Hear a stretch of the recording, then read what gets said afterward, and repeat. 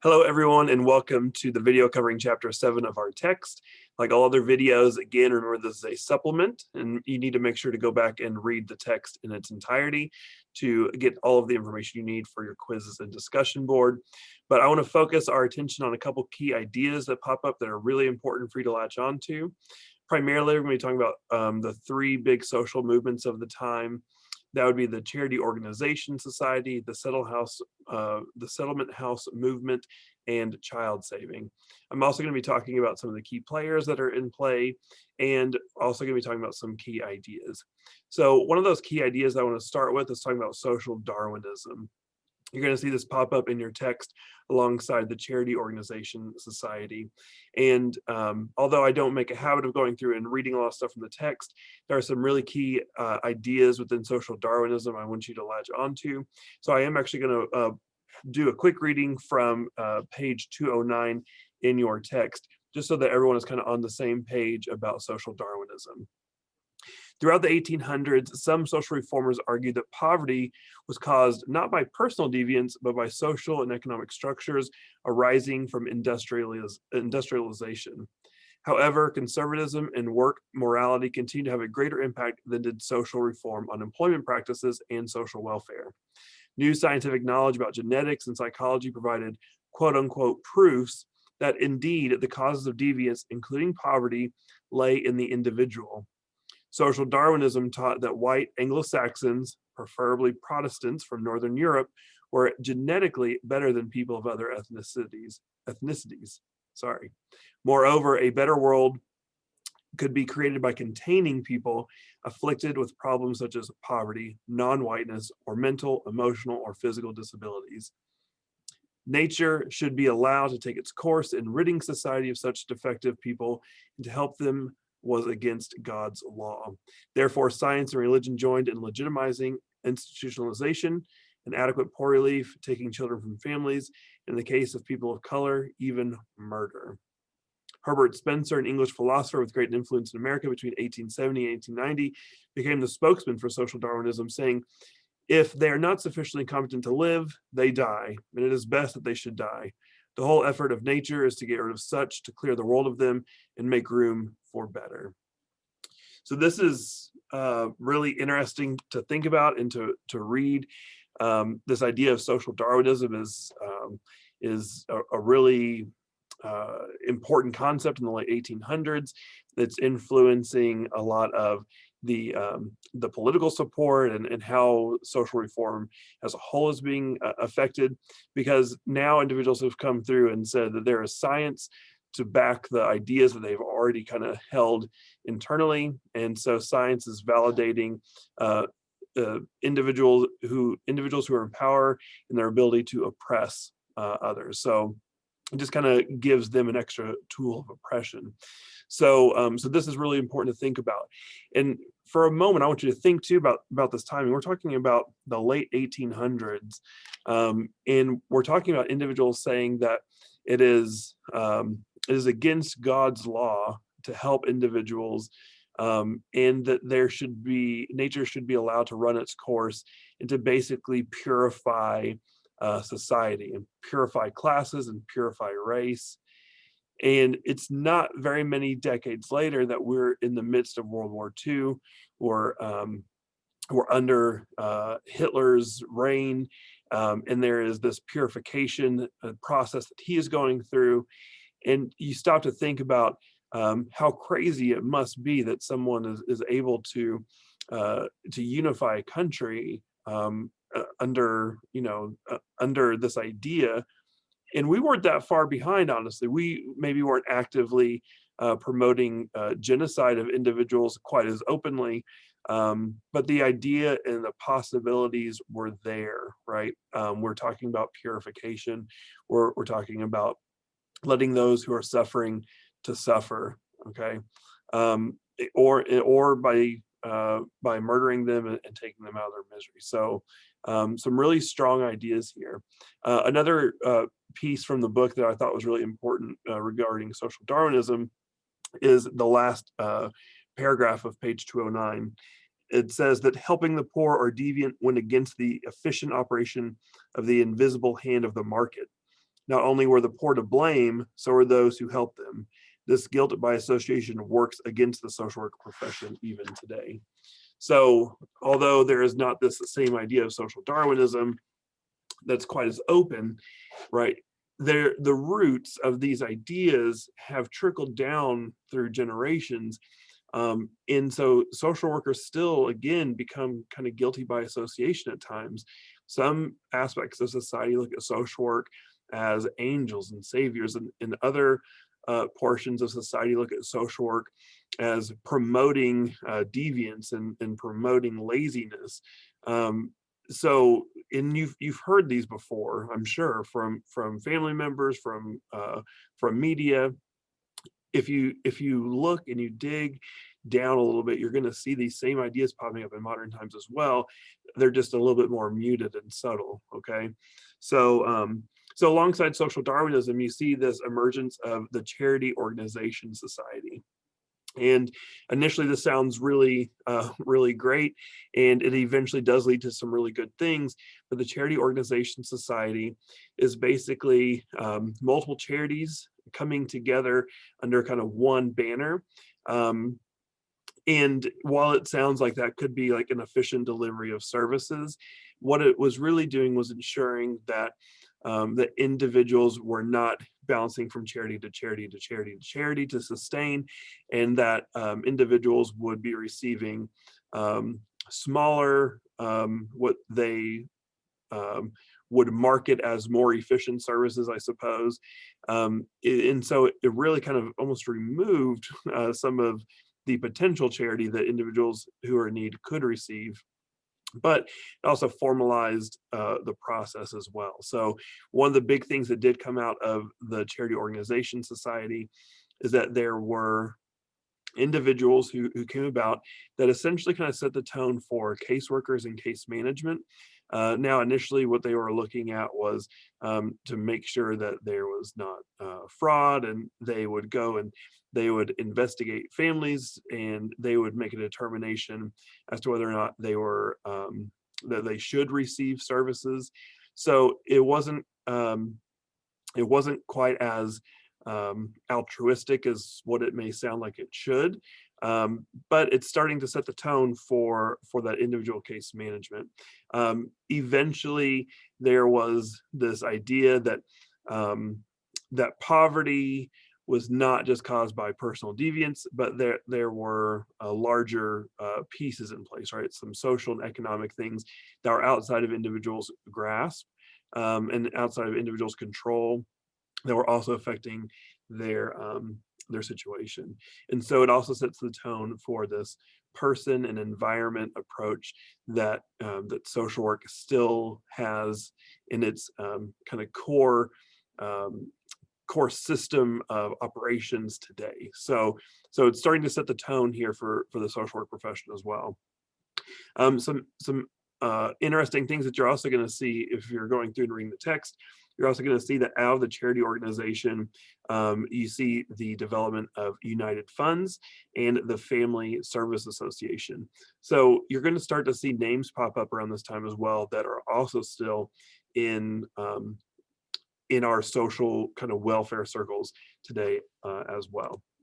So the next piece I want to talk about a little bit are the private interest agencies that showed up around this time, before sliding into talking about the settlement house movements. So you're going to see a name pop up, his name, William Booth, and his family, and the creation of the Salvation Army.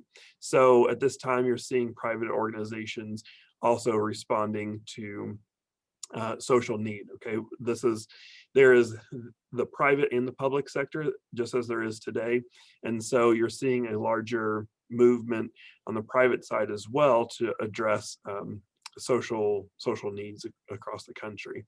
So the Salvation Army, one of those, being one of those agencies that had its hands in multiple countries, but before the end of this chapter. So pay attention to that.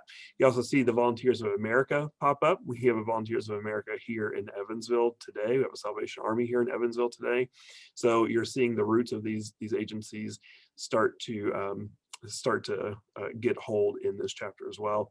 You also see Crittenden services start to come about as well. So which provides services to women. The next thing I'm going to talk about is the settlement houses movement. So the one thing that you're going to see in the settlement house movement is you're going to notice that Hull House, Hull, Hull House, was not the first settlement house that came to be, but it was the most famous settlement house. And you're going to see an individual come about that's associated with Hull House. Her name is Jane Addams. And you're also going to see Ellen Starr associated with Hull House as well. Jane Addams is she is kind of the prime example of early social work, right? She is setting the tone for social work as a profession as it exists today. There was a large shift at this time to start to treat individuals more holistically. So with the settlement house movement, basically what you'd have is you'd have a house where individuals from affluent communities and families would move in to poor neighborhoods, and they would work with those who are in need by providing them any number of services. So it initially kind of started with introducing the arts to try to help with culturalization. But then you also start to see things develop like childcare. You start to see some of the settlement houses put playgrounds in place, for example. You see them put classes in place to help those in need develop labor skills who are able-bodied and able to work. You see things like homemaking as an example. And so you're starting to see these services come into place where the individual is being treated and really being treated like a human, right? For many of the other things we've talked about in this class and that you've read about, we're kind of removing the human element, and there's a lot of the services are really being driven by government interest and by any number of other things. But the settlement house, they're working kind of on the ground with those who are in need, and you're seeing a tonal shift and setting the tone for what modern social work looks like. You're also going to see one of the things I want you to focus on when you're reading through the book is when you're reading about Hull House, also go through and read about all the individuals who volunteered at Hull House and where they went on later in life and what different aspects of society that they influence as well, because there are a lot of big key players that came in and worked under Jane Addams and then went on to do amazing things. So please draw your attention to that. And if you are entering into the social work field, if you're trying to get into the program, that is a name that you need to hold on to forever. Jane Addams. I become surprised sometimes by how many folks make it further into the program and have not locked into that name. So please remember Jane Addams and Hull House and the influence that they had on the social work movement or the social work profession as it is today. Okay, the last piece that I want to talk about is this idea of child saving. So child saving was a movement where where society would step in and basically remove children from families if they felt that they were being mistreated, but they also would do it if they felt that the family was promoting a life of pauperism and poverty. And so again, not entirely altruistic. It's a good start, but there are ulterior motives, as there are in all of our readings. You start to see the name Charles Loring Brace in the Children's Aid Society pop up. And within the Children's Aid Society, you start to see this removal of children from homes. You also start to see the movement of children around the country. So they would remove them from a family that they felt were a negative influence on the child, but then they would ship them out west, where families would go through and kind of pick and choose from these children, and they would generally treat them as laborers, and again, not necessarily altruistic, where they're taking on children in need to provide love and care and support. It was often families who maybe needed assistance running a farm, and they needed more individuals. So you see that movement. This is kind of the beginning of adoption. You start to see those ideas kind of pop up here, but not in the same kind of way that we see adoption nowadays. But you're seeing the removal of children from homes. You're seeing the relocation as well. Also, around this time, it's worth noting, as we're talking about children, that really until the 1870s, children were just considered tiny adults. There were no laws really in place that that that were that existed to protect children and their youth. Children were often treated as adults in terms of crime. They were treated as laborers. The book talks about the fact that as soon as you were able-bodied and able to work, you were expected to work. They talked about 3-year-olds working in mills. So you start to see that come around as well at this time.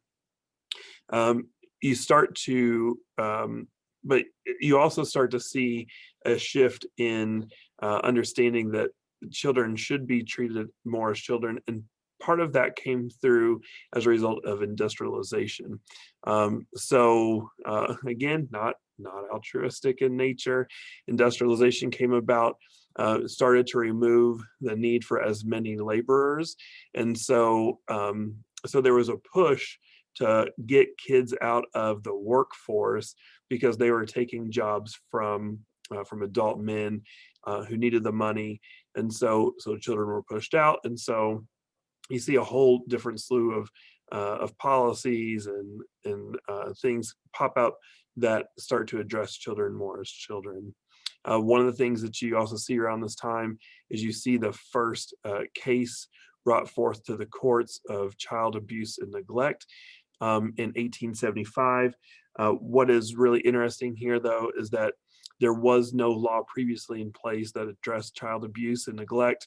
The first case was a small girl named Mary Ellen, and she was her case was seen through the courts by laws that pre-existed that were referencing the humane treatment of animals. So there were laws in place to treat animals more humanely than before there were laws in place to treat children humanely. So you're going to see some of those societal shifts as well. So again, folks, I'm going to keep the video short and focused on these key ideas. There's a lot more to these chapters than what I'm covering, but I hope that helps to bring some clarification and at least to highlight those key ideas. Again, the charity organization societies, the settlement house movement, this idea of child saving, hope to bring some clarification to social Darwinism and what that was about, some of the shifting policies that exist for children around this area, and especially the highlighting of Jane Addams and all the amazing work that she did, and then how we are setting the tone for the modern social work movement, and also addressing some of the agencies and organizations that are starting to form and develop at this time that still exist today. So again, thank you guys for watching. I appreciate it, and I will see you in the next video.